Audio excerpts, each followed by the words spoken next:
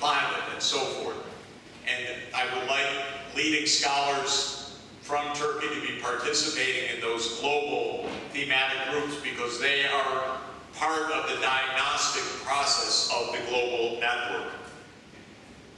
Next, our teaching programs.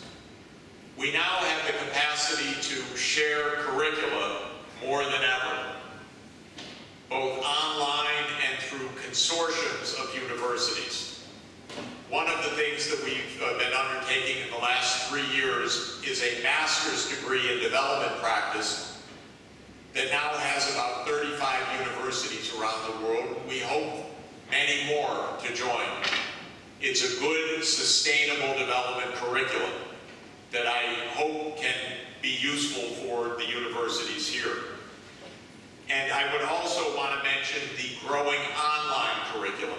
I was very happy some of the people here told me that they had looked in on my online class, Age of Sustainable Development, which is was taught this past semester, about 50,000 students around the world, and it will be offered again this fall. It's absolutely free. I've written a book along with it, this course called Age of Sustainable Development. The book will be free for any student that enrolls in the class. I'm trying to make sure that absolutely anybody around the world can enroll without paying a penny for this and get what I hope is a good, rigorous training in this area. And I just want to invite our discussion about this. We're going to do one more thing starting in the fall that I want to announce, and this is my closing point, and that is that we're going to launch an online global climate negotiation, a kind of people's negotiation, that will start in the fall with some online lectures about climate change. And then starting in January will be a real negotiation of a document, because if the world leaders can't come up with a document, I want at least the world's people to come up with a document. And so we can have a finished climate agreement by the spring of next year, and we can tell the world leaders, if you can't do it, we'll just use this one, thank you. We don't need you, we have the internet. And so we're going to be negotiating this early next year, and I hope that we get, frankly, millions of people that are logging on as global citizens to participate in this. And every university could teach a class around the climate negotiations and have its students engaged. Well, I can't resist closing with one more JFK quote. Those who know me know I'm a little bit addicted to that. But one of the things President Kennedy did as goal setting was stand in the House of Congress in April 1961, and he said, "We will go to the moon in this decade. Put a man to the moon and bring him back safely to Earth by the end of the decade." And when he said that and set that goal, there were no technical plans yet how to do it. NASA was still 18 months away from a technical strategy to go to the moon. It's quite remarkable. No president today would be allowed to say it by his political advisors. And the press would have a field day. What do you mean? How can you say that? How are you going to do that? But President Kennedy just said we're going to go to the moon. And he gave a famous speech the next year at Rice University, an absolutely wonderful speech, which to my mind embodies the spirit of what we need to be about as well. He said this: why do we go to the moon? He said, we choose to go to the moon. We choose to go to the moon in this decade and do the other things, not because they are easy, but because they are hard. Because that goal will serve to organize and measure the best of our energies and skills. Because that challenge is one that we are willing to accept, one we are unwilling to postpone, and one which we intend to win, and the others too. And that must be our view of sustainable development as well. We absolutely accept the challenge, and we intend to win. Thank you very much.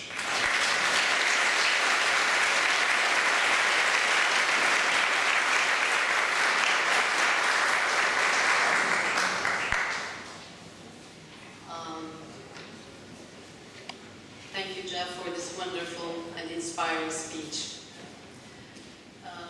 Şimdi programımızda birazcık zaman anlamında bir daralma yaşıyoruz. Onun için Jeff'e soru ve cevap kısmına geçeceğiz. Jeff ve Sachs'e sorularınızı sorabilirsiniz ama bir iki soru olması şartıyla, çünkü kendisinin çok önemli bir yemeğe yetişmesi gerekecek yarın da.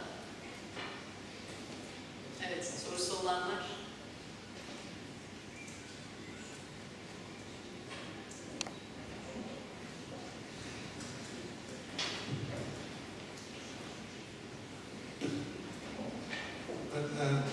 Professor Sachs, thank you very much. My name is İlhan Or. I'm a professor of industrial engineering at Boğaziçi University, and with interest in energy planning and risk management. I really enjoyed your very informative and interesting speech. Thank you very much. I'd like to comment on one issue. Is that you mentioned moratorium on conventional oil and gas. I was in a conference, an energy economics conference, international conference in New York last week. And there's one very important issue with influencing the whole conference, what the Americans called the shale revolution. And they were so much excited about it, that, leaving alone the environmental risks and all that, that all world is concerned, but the increase in the amount of gas generated that way, with the incredible price reductions and price differentiation all around the world, with $4 gas prices in the US versus $11 gas prices in Far East, and everybody was very much excited. Not only the Americans were trying to pull major industries back to the United States using these cheap prices, but everybody in Europe or China or Far East, everywhere, were trying to replicate the American shale revolution. And the only reason they are unable to do it at this point, as I understand it, they don't yet have the technology and the financing and all that. But every expert mentioned at that conference that in about a decade or at most two, the technology associated with this so-called shale revolution will be all around the world. So this shale, what you hope for a moratorium on conventional gas, I am afraid will not be working that way, because everybody is very much interested in this issue. And not only that, we will be getting more gas production and usage in that, but these low prices may also influence negatively the improvements and developments in renewables. So I'd like to get your views on this issue. Thank you very much. Thank you very much for a very absolutely relevant question. Americans love a gold rush, and they love making money. And they see the gas shale as the latest gold rush. The first thing I would say about gold rushes is that they give rise to fantasies that end up being disappointed. So I don't believe at a technical level the massive projections and vision of the U.S. as the great energy repository and exporter and low price and all the rest. It's all a bit hyped. It's a bit hyped that in a way that America is very good at, by the way, because it is the center of advertising and hype. So I would start by saying that there are many big problems with this technology. First, the depletion of the fields is much faster than is generally portrayed. The access to these resources is therefore more costly that's not contradictory to what you said in any way, is very polluting, both locally in its effects on the water supply, but also very polluting in terms of the greenhouse effect. Because while gas is cleaner than coal, for example, and so if the gas substitutes for coal, it looks like an improvement, the amount of gas that is released in the process of the fracking and in the shipments is sufficient to overwhelm any benefit of shifting from coal to gas. And what I mean by that is that methane by itself is, of course, the second most important greenhouse gas. Methane has what's called a radiative forcing, 23 times carbon dioxide. Each molecule of CH4 warms the Earth 23 times more than each molecule of CO2. And so if you're producing methane, if you burn it, it's cleaner, but if you release it as fugitive gas, it's much worse than CO2.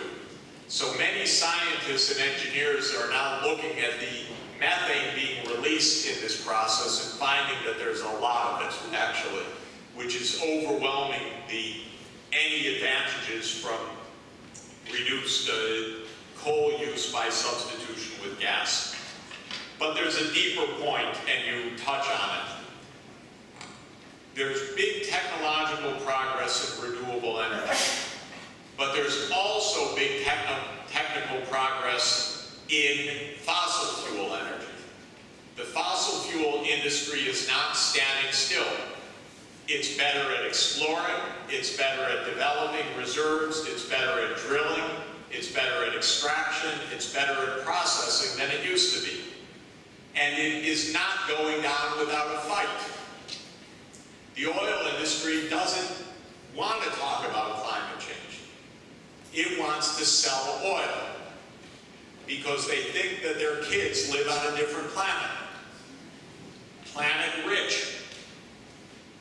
But they actually live on planet Earth. And so there's a real problem with the mentality of the CEO of Exxon and other big oil companies. And interestingly, Rex Tillerson, the CEO of Exxon, is party to a lawsuit to stop fracking in his neighborhood in Texas. Because, as the lawsuit said, it's polluting. But he doesn't give a damn if he's doing it all over the world. So this is a big part of the issue also. So the fact of the matter is there's a collision course between this kind of momentum of the conventional economy and the physical Earth. And we're going to have to decide that this is the wrong policy. President Obama is not going to decide it, unfortunately, because he has enshrined an energy policy called all of the above, which means that every lobbyist is welcome, whereas we need to enshrine a policy that says keep your CO2 under the ground. It's not welcome. And this is going to require a global agreement and a lot of expertise and knowledge by professional engineers, scientists, academics to say there's a way to do this. There's a way to do it that is good for the public and good for the economy. And then we're going to have to stop the excess that comes from the sheer money-making dynamic. I don't know if it's possible, whether the world has self-control or not. But I do believe the scientists that if we don't have self-control, we're going to wreck the planet within a few decades. And we're already on a rapid course to doing that.